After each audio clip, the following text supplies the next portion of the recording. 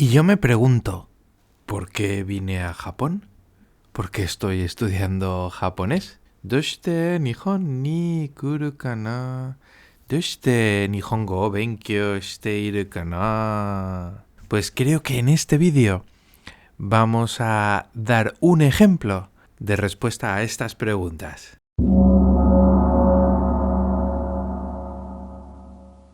Hola de nuevo, misioneros, bienvenidos una semana más a este canal de YouTube de Misión en Japón. Me llamo José Ramón, soy sacerdote católico de la Diócesis de Madrid en España y desde junio del año 2023 soy sacerdote misionero en esta diócesis de Osaka Takamatsu en Japón. Y cada domingo vamos compartiendo las aventuras de la misión que Dios nos va regalando en estas tierras japonesas. Y hay una pregunta que me han hecho muchas veces, sobre todo en la escuela. ¿Por qué has venido a Japón? ¿Por qué estás estudiando el japonés? La respuesta creo que es sencilla y lo he dicho también en la escuela delante de todos mis compañeros. La razón por la que he venido a Japón es porque me siento llamado por Dios a vivir esta vocación de dejar mi tierra, dejar mi familia, dejar mis amigos, dejar todas mis cosas y venir a un lugar lejano. ¿Para qué? Para anunciar a Jesucristo. Y para eso es para lo que estoy aprendiendo también el japonés, para poder anunciar a Jesucristo muerto y resucitado. Y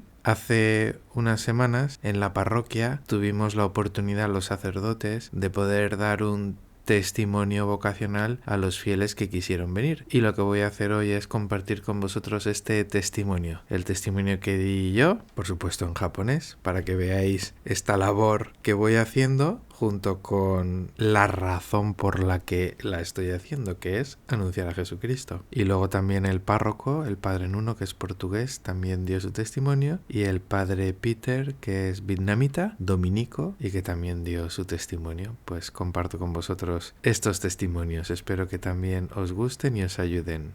私は1年前に日本に参りました。それではこんなことは私にとって挑戦です。難しいです。でも日本語の勉強の理由はこんなことについて話したいからです。それでは頑張っています。私の証を分かち合うのはいいことだと思います。私たちの証によって私たちが近づきます。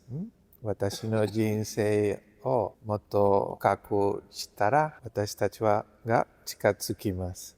それではこんなことはとても大切だと思います。ピーター神父様のように私の考え、神父になるの考えが全然ありませんでした。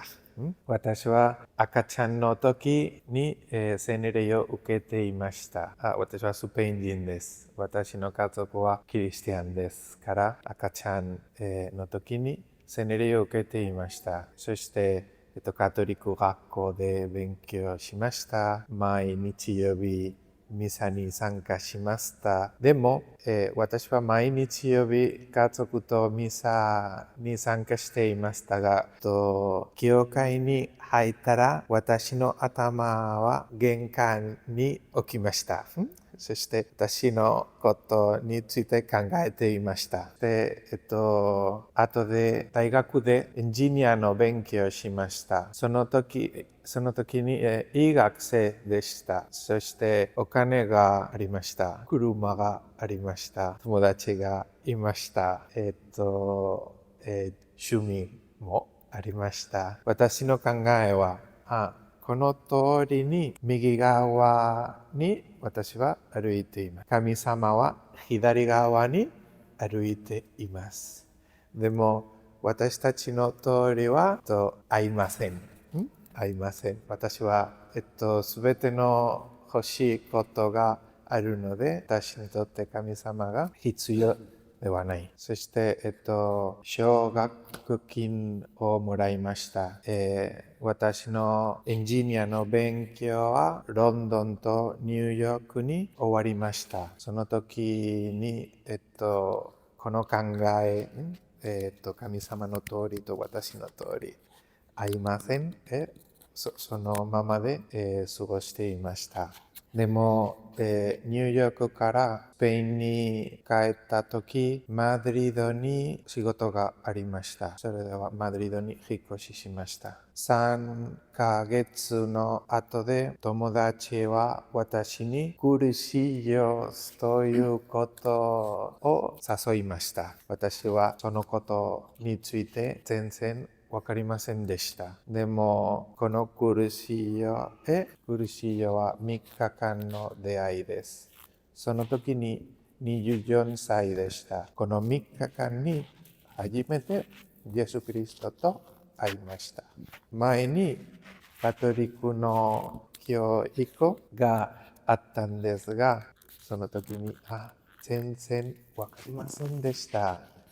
必要なことを知らない、と考えました。でもこの苦しいよから私の人生は少しずつ変わっていました。キリスティアンコミュニティで私のキリスティアン生活を過ごしていました。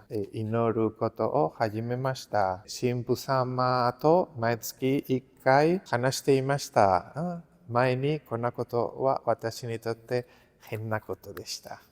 神父様と話すのは変なことですと考えましたが、この出会いからこれを始めました。そして許しの奇跡も始めました。24歳でしたが、多分24歳まで、許しの奇跡は多分3回もらいました。3回だけ。でもその時から毎月1回許しの奇跡も、もらっていました。私の心、その時に私の心は片付けなければならない。はい、めちゃくちゃでした。はい。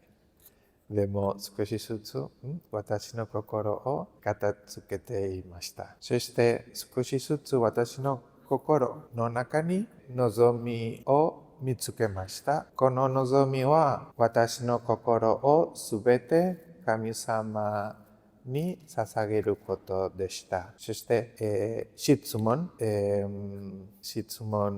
がありました。この質問は、おそらく神様は私に、神父になるのを、望みます。そして、進学に参加しました。7年の後で神父になりました。これは2014年でした。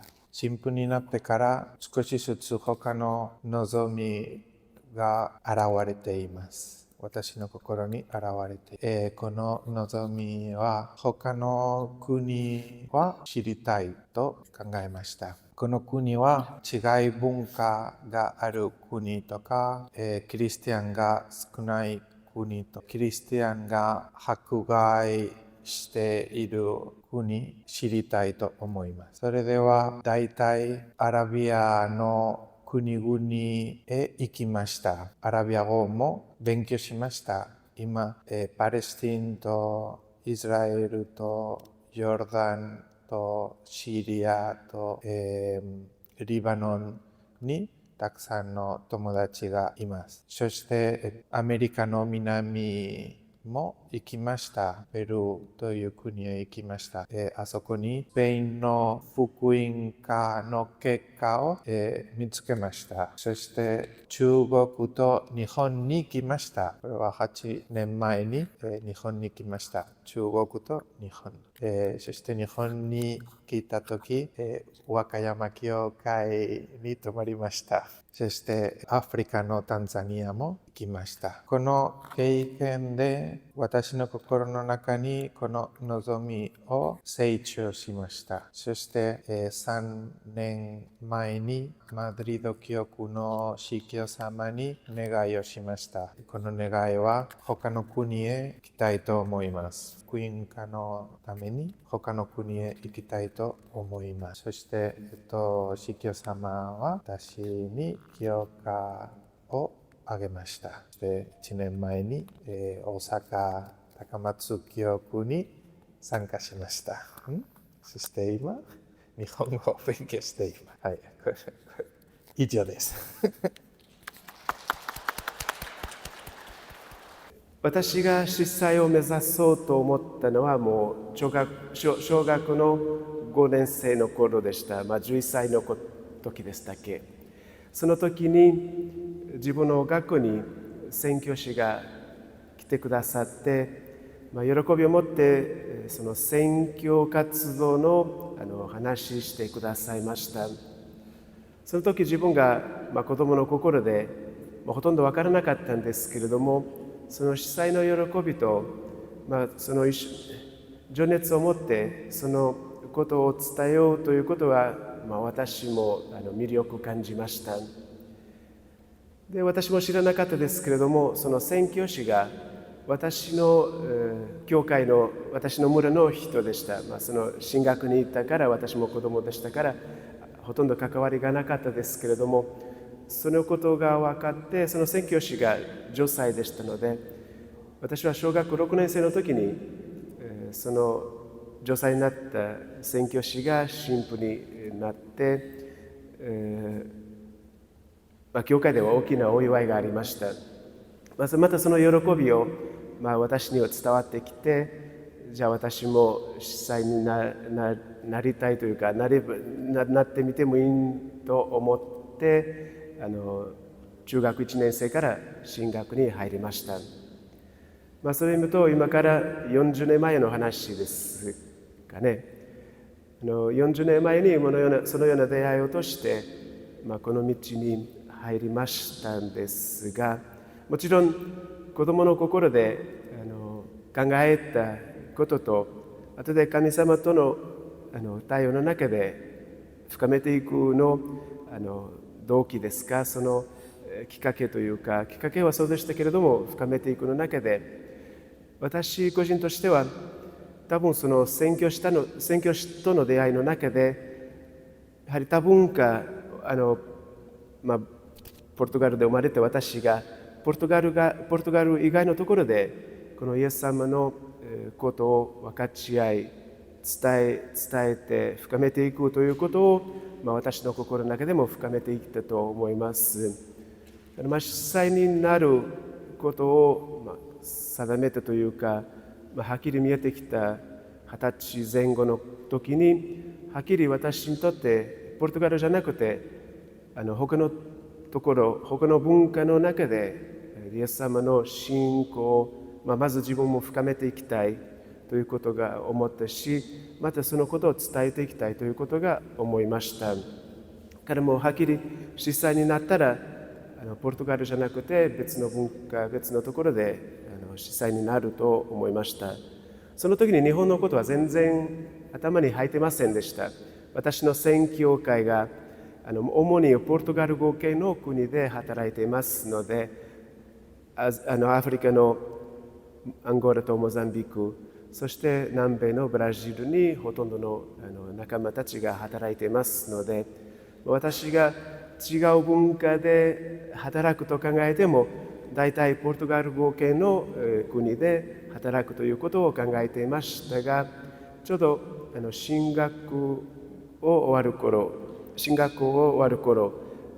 司祭になる 2,3 年前に日本という可能性が生まれて、で、私は自然にはその他の文化、他の国で働くということを望んでいたので、自然に日本ということを運びになって、そこから25年ですね。25年でこの日本で生活しています。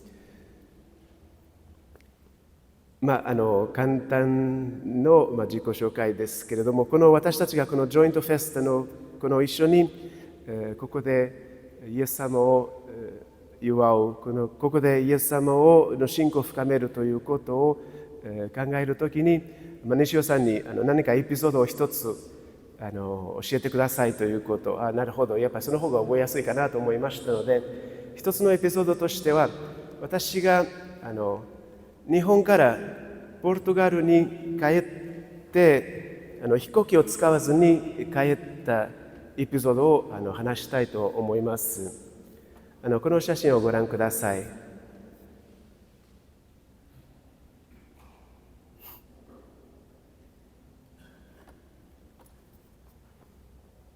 分かりにくいかもしれませんけど、あそこにはモスクワと書いてあります、ロシア語で。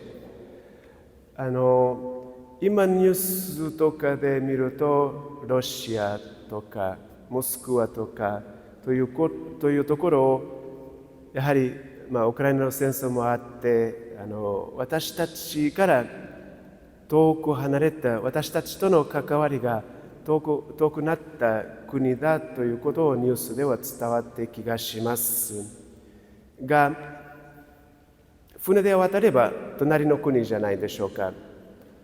私はこのモスクワまで電車で行きました。神戸、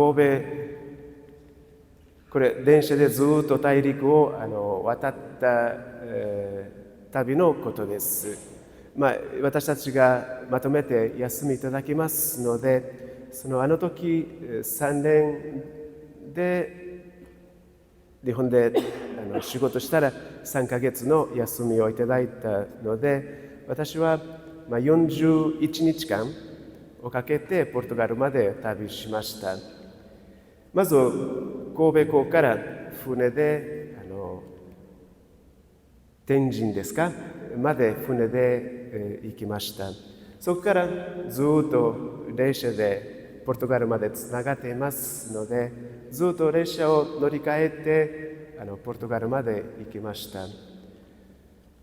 で、モスクワで、それもちろん通過というか、そこでも観光しながら行きましたんですけど、一つはこの大陸をこのように、私たちが飛行機を使うときに、同じ日にどこかで着くんですけれども、このように陸の旅をするときに、船の旅をするときに、やはり時間をかけて、そして体でこの距離を感じて覚えて進みます。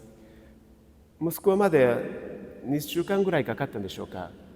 でもそれでもいろんな、列車ですので、いろんな人が同じ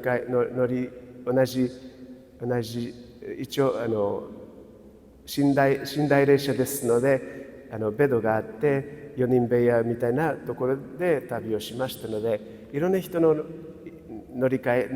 いろんな人を入れ替えたりとかする中で、やはり私たちが違う文化であっても、当たり前ですけど同じ人間であるということを体で感じた旅でもあったと思います。今考えるとこの風景、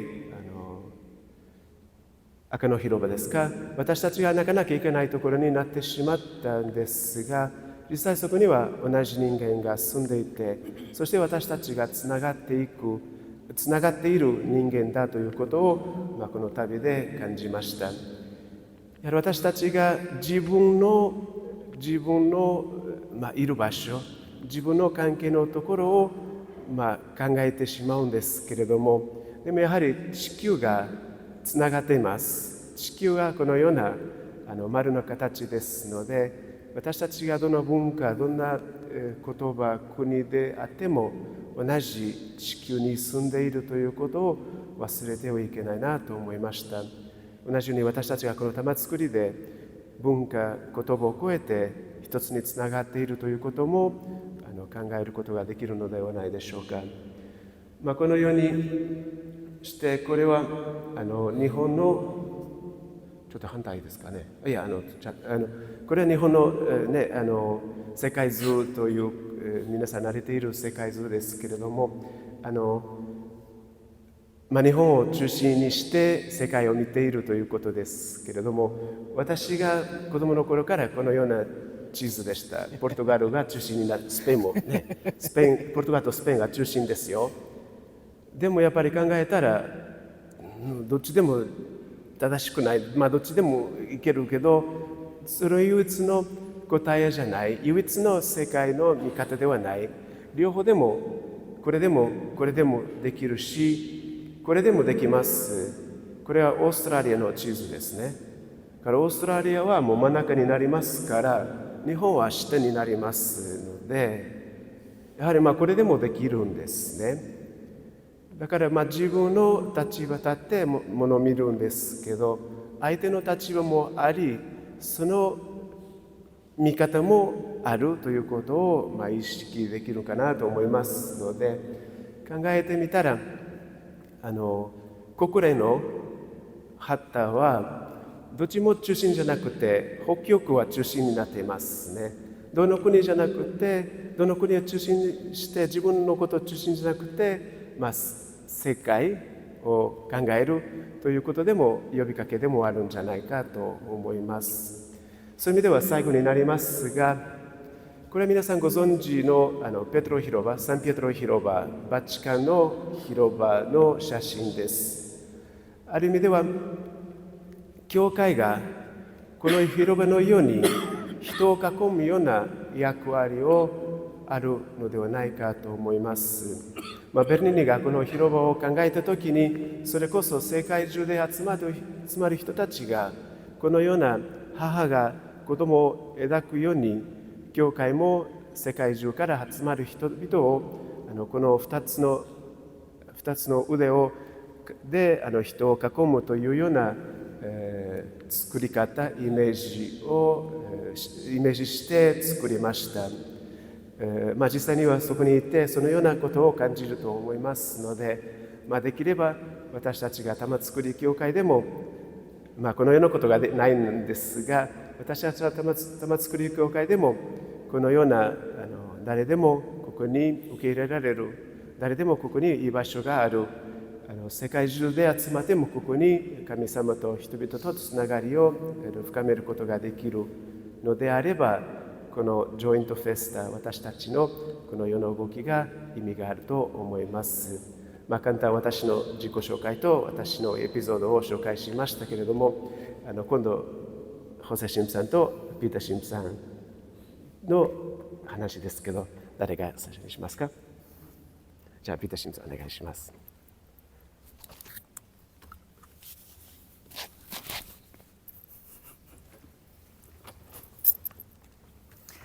司祭のビジョンについて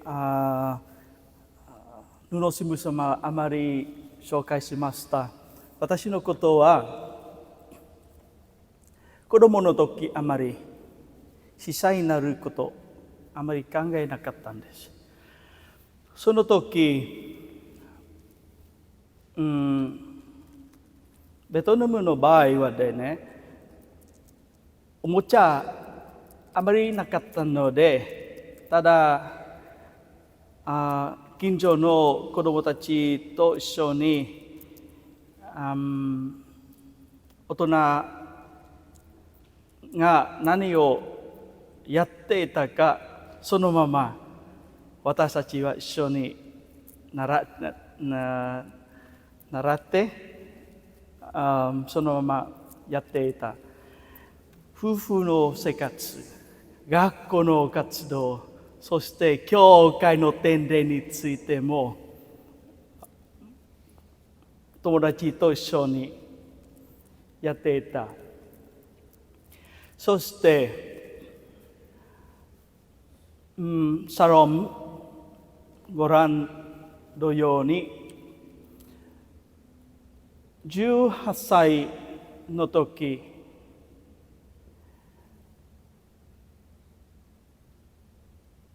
ただ友達と一緒にまた楽しみに行きたいというわけで、まだ知らない知識を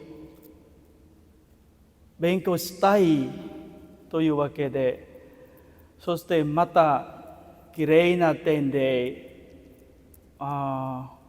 心を動かした聖歌を歌い、友達と一緒に歌いたいというわけで、ドミニコ会の志願者になりました。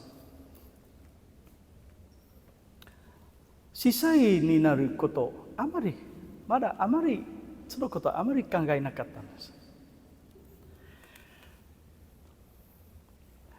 大学で働いたとき、学生たちの、真理を求めた人たちあって、カトリック教会の価値観を分かち合って、その時私はちょっとね、考えました。ますますこの価値観をますますの人たちに分かち合うようどうしたらか。そしてヴィンチェンツィオの愛徳シスターたちと一緒に社会福祉活動を参加したとき、特にあるとき、クリスマスのイブの典礼で、ハンセンの描写のところで一緒にお祝いしたとき、最初にハンセン病感謝を抱きしめた体験が私にとってとても素晴らしい体験でした。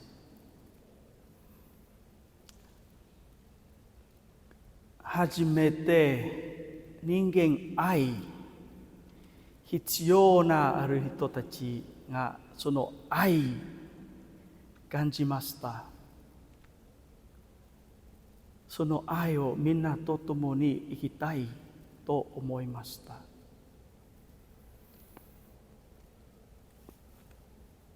神の計らいによって私は香港への旅の上でドミグ会ロザリオ管区に入りました。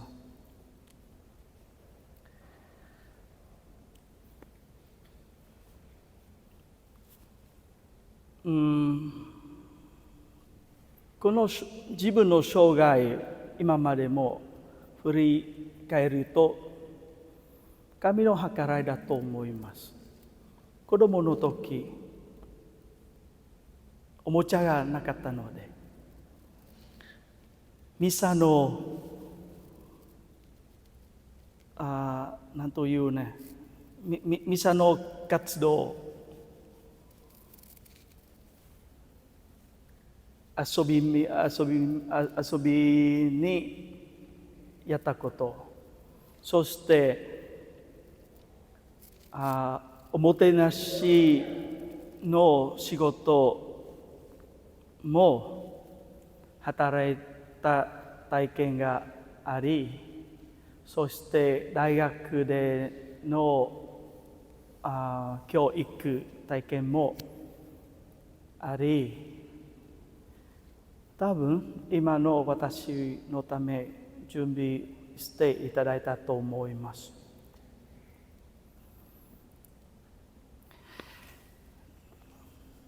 封建生活の